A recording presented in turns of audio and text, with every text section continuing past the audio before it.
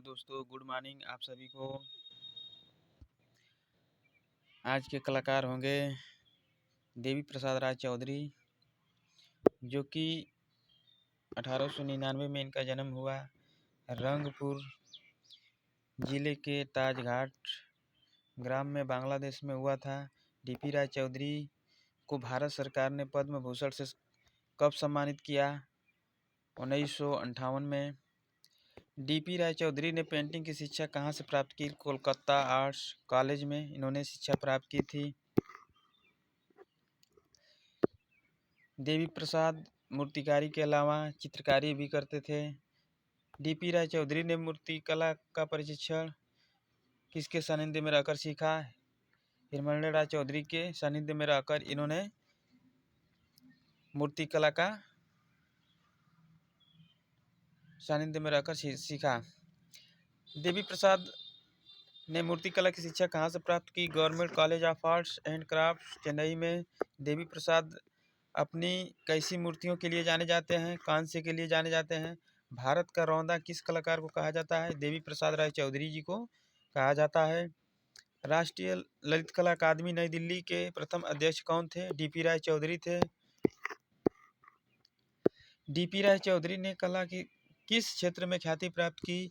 मूर्तिकला। डीपी राय चौधरी क्या थे? मुख्यतः क्या थे? मूर्तिकार थे, गौरतः चित्रकार थे। डीपी राय चौधरी ने कोलकाता आर्ट्स कॉलेज में किससे चित्रकला की सीखी? अवनींद्रनाथ टैगोर से। डीपी राय चौधरी राष्ट्रीय ललित कला अकादमी नई दिल्ली के फेलो सदस्य कब चुने गए? 1962 में। देवी प्रसाद राय चौधरी ललित कला अकादमी नई दिल्ली के अध्यक्ष कब बने? वर्ष 1954 में। चौधरी जी ने इटली के किस प्रसिद्ध चित्रकार से चित्रकला की शिक्षा प्राप्त की? कलाकार बोइस से। डीपी राय चौधरी के पिता का क्या नाम था? उमा प्रसाद राय चौधरी। देवी प्रसाद राय चौधरी द्वारा निर्मित प्रसिद्ध श्रम की विजय के राष्ट्रीय आधुनिक कला संग्रहालय कहाँ स्थापित की गई? 1954 में। डीपी राय चौधरी का संबंध जो कि कहाँ से रहा? मद्रास से रहा। प्रसिद्ध मूर्ति श्रम की विजय प्रमुख माध्यम क्या था? कांसा, ब्रांज। कांसा धातु किन धातुओं का मिश्रण है? तांबा 90%, 7% टीन, 3% जस्ता। देवी प्रसाद की कौन सी प्रतिमा पटना में स्थापित शहीद स्मारक एक विराट जो कि स्मरण है राष्ट्रीय भवन के पास स्थित दांडी यात्रा जो कि प्रतिमा में है। डीपी राय चौधरी को किस प्रतिमा में मजदूर वर्ग के श्रम को दिखाया गया है? श्रम की विजय, ट्रम्प ऑफ लेबर। प्रसिद्ध प्रतिमा लेबर एट वर्क वर्तमान में किस संग्रहालय में सुरक्षित है? आधुनिक कला संग्रहालय नई दिल्ली में। डीपी राय चौधरी मद्रास कॉलेज के प्रधानाचार्य कब नियुक्त हुए? 1929 में। भारत का माइकल एंजेलो किस कलाकार को कहा जाता है? देवी प्रसाद राय चौधरी जी को। डीपी राय चौधरी ने मद्रास आर्ट्स कॉलेज में प्रचार पद पर कब तक रहकर अपनी सेवाएं दी? जो कि 1929 से 1957 तक इन्होंने सेवाएं दी। डीपी राय चौधरी की कला किस शैली से प्रभावित थे? यथार्थवादी शैली से। देवी प्रसाद ने अपनी किस प्रसिद्ध मूर्ति शिल्प द्वारा गरीब महिला के साथ उसकी संतान को भूख से त्रस्त जमीन पर मूर्छित दिखाया जो कि विक्टिम ऑफ हंगर कांस्य जो कि डीपी राय चौधरी के चित्रों की प्रतिमा किस पत्रिका में प्रकाशित हुई? रामानंद चटर्जी द्वारा संपादित मॉडर्न रिव्यू पत्रिका में। डीपी राय चौधरी को किस मूर्ति शिल्प के चित्र भारत सरकार ने 1967 में डाक टिकट पर छपवाया था जो कि शहीद स्मारक है? कला किस के बाप की बपौती नहीं है, इससे कोई भी धारण कर सकता है, यह किसने कहा था? डीपी राय चौधरी ने कहा था। प्रसिद्ध मूर्तिकार शहीद स्मारक का संबंध किस आंदोलन से रहा? भारत छोड़ो जो कि आंदोलन 1942 में। प्रसिद्ध मूर्ति शिल्प शहीद स्मारक कब बनाया गया? 1947 में। सरम विजय की मूर्ति प्रतिमा मरीना बीच चेन्नई में कब स्थापित की गई? 1959 में। बंगाल शैली का प्रसिद्ध कलाकार जो निशानेबाज, संगीतज्ञ, नाविक और कुशल शिल्पी था? देवी प्रसाद राय चौधरी। डीपी राय चौधरी का सर्वश्रेष्ठ चित्र कौन सा माना जाता है? मुसाफिर। Government college of arts and crafts Chennai का प्रथम भारतीय कौन था? डीपी राय चौधरी। रविंद्र भारतीय विश्वविद्यालय शांति निकेतन डीपी राय चौधरी को कब डिलीट की मानद उपाधि से सम्मानित किया गया? 1966 में। कौन सा भारतीय मूर्तिकार फ्रांस के मूर्तिकार अगस्त रोदा के नामों से काफ़ी प्रभावित था? डीपी राय चौधरी। मूर्तिकार डीपी राय चौधरी का निधन जो कि कब हुआ? 1975 में इनकी मृत्यु हो जाती है। प्रमुख चित्र देख लेते हैं। गंदी बस्ती जो कि कैनवास पर तैल रंग, राष्ट्रीय आधुनिक कला दीर्घा नई दिल्ली में है। प्रकाश और छाया कैनवास पर तैल रंग। He has a long way to go जो कि कागज पर टेम्परा राष्ट्रीय आधुनिक कला दीर्घा नई दिल्ली में। भिखारी कागज पर टेम्परा राष्ट्रीय आधुनिक कला दीर्घा नई दिल्ली।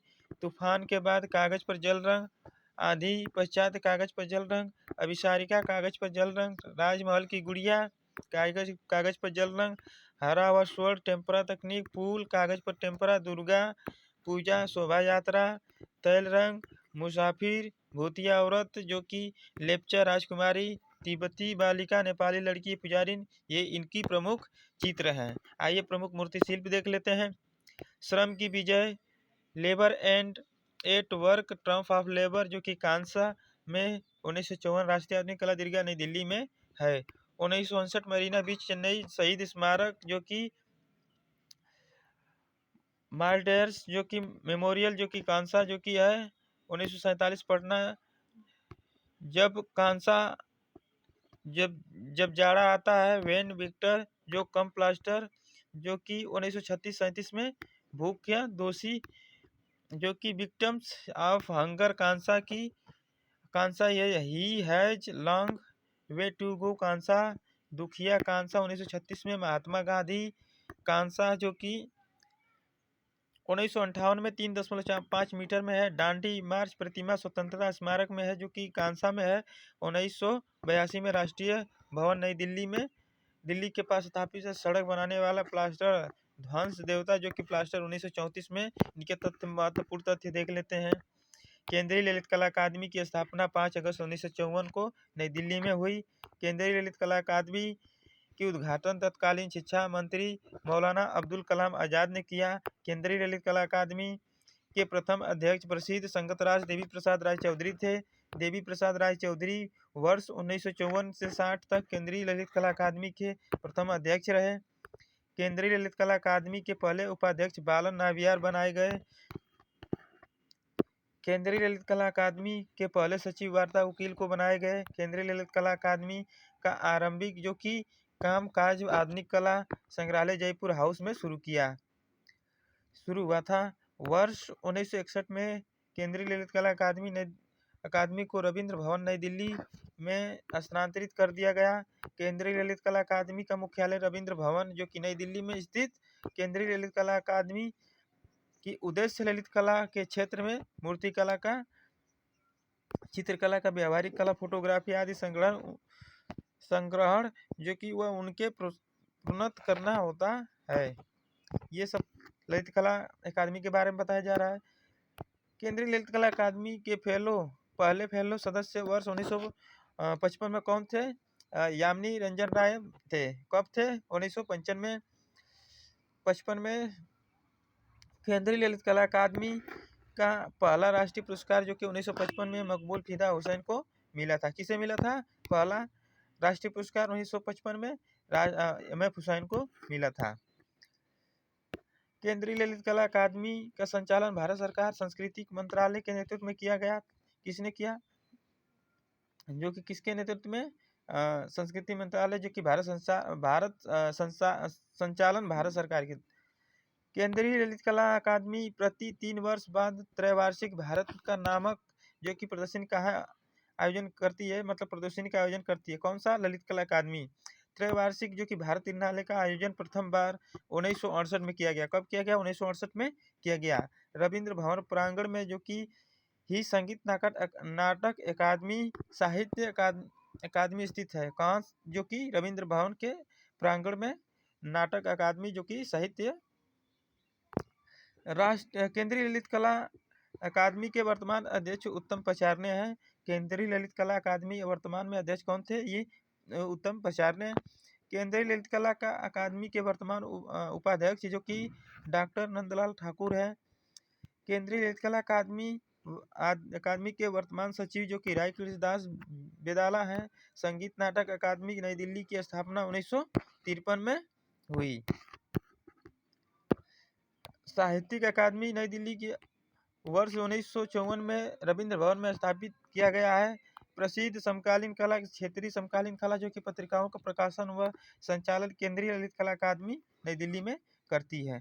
आप लोग का ये कलाकार खत्म हो गया। अगला कलाकार होगा राम गोपाल विजय वर्गीय।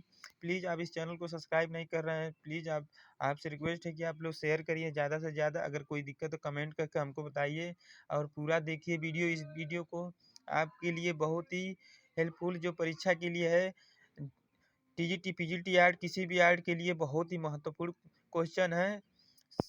और ये आर्टिस्ट जो हम बता रहे हैं इसमें से 1-2 क्वेश्चन तो जरूर आएगा और आता ही है। ये सब बंगाल से लेके कलाकार चल रहे हैं। प्लीज़ आप लोग शेयर करें और लाइक करें। धन्यवाद।